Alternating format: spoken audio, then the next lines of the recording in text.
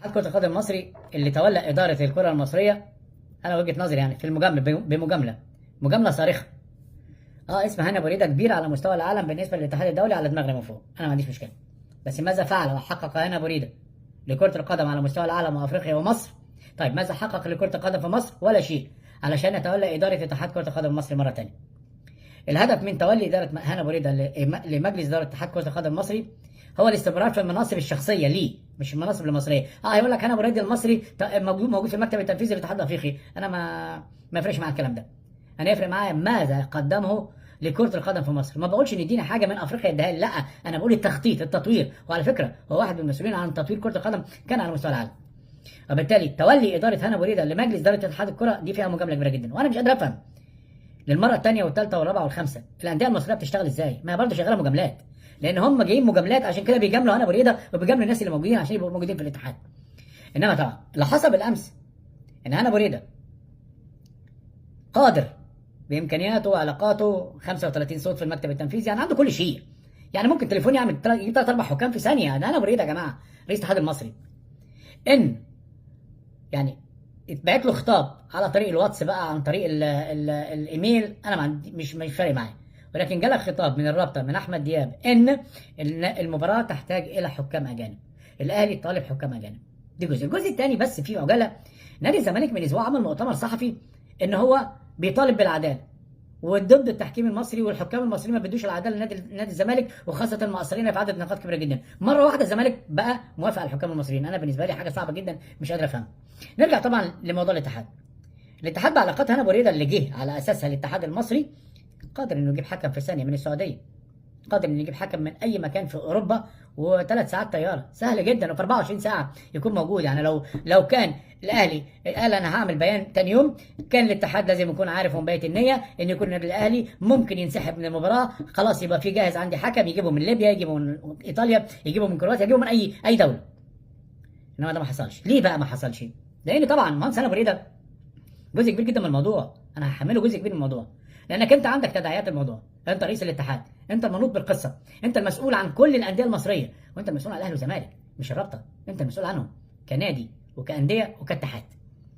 انت اساسا مشغول مع الناس اللي موجودين بتاع الليجند والاساطير في البطولات الافريقيه ومش عارف، علشان تحضير لشمال افريقيا، ونجحت وخدتها بالتبعيه بعد ما جمال علام كرئيس اتحاد شمال افريقيا. طيب النقطه الثانيه، انت بتحضر للمكتب التنفيذي للاتحاد الافريقي. طب المكتب التنفيذي للاتحاد الافريقي في كل الناس اللي موجودين عندك، ما لقيتش حد مثلا تتكلم معاه تقول له عايزين حكم في 48 في 24 ساعه، في 12 ساعه، في 13 ساعه؟ انت مش عايز تحل. والدليل ان سعد الشلبي طلع، او الدكتور سعد الشلبي مع حفظ الالقاب، طلع في احد القنوات التلفزيونيه اتكلم، قال ان كان في كونتاكت بينك وبين النادي الاهلي، وبعد كده 10 مكالمات ما ردتش عليهم لان انت مش فاضي. انت مش فاضي، انت عاوز تغرق الدنيا، انت اساسا بتفكر في حاجه واحده بس، منصبك الشخصي، كيف تستفيد من مصر. انما كيف تفيد مصر دي مش موجوده عندك خالص. انا بقول لك وبكل صراحه، وما حدش يقول لك غيري على فكره، يعني لان كل الناس اللي عندك بتجاملك، اذا كان في قنوات تلفزيونيه، اذا كان في اعلام، بتجاملوك هيجاملوك، انما مصلحه مصر في كل شيء. طب يا سيدي، انت نجحت في المكتب التنفيذي، في الوقت الحالي بقيت في مجلس الفيفا تابع لافريقيا اللي هو تابع للاتحاد الدولي، اوكي موافقين، المكتب التنفيذي وماسك شمال افريقيا موافقين، خلاص استفدت من الاتحاد المصري، امشي بقى وسيب الاتحاد المصري لناس غلابه، الناس تشتغل، الناس تطور الكره في مصر. طيب خلاص، كل ده انا موافق عليه، انما فكره ان انت ما طورش الكره في مصر، ده اللي لازم يكون في حسابه، لازم يكون في كمان وقفه من عند المسؤولين المصريين. طيب هل انت عاجبك الشكل بتاع المباراه بالامس؟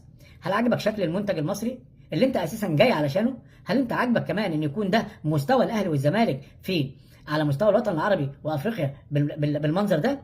طبعا كل ده كلام ما حدش هيرد عليه، وما حدش هيتكلم فيه، وما حدش هيقول لابو هاني أبو ريدة الكلام ده خالص، لان كل الناس اللي موجودين في مصر بيهاجموا هاني أبو ريدة، انا ما اعرفش ليه.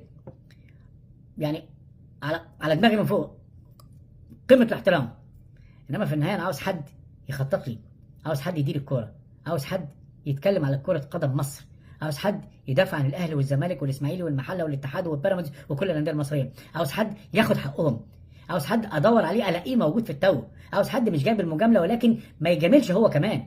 كل ده المفروض يكون موجود على كرسي الاتحاد.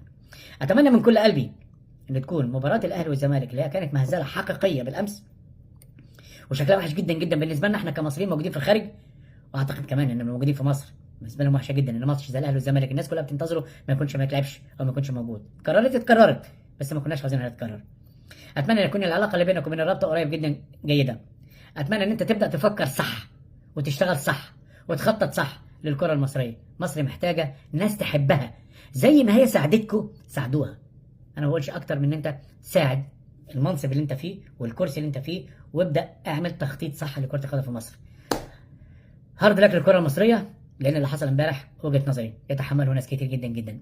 اللي جابوا هنا بريده وهنا بريده والرابطه نفسها كمان، مع ان الرابطه يمكن عملت اللي عليها، بعتت الخطاب وفي الاخر رمت الكره في وشه في مدفع هنا بريده ولم يتحرك له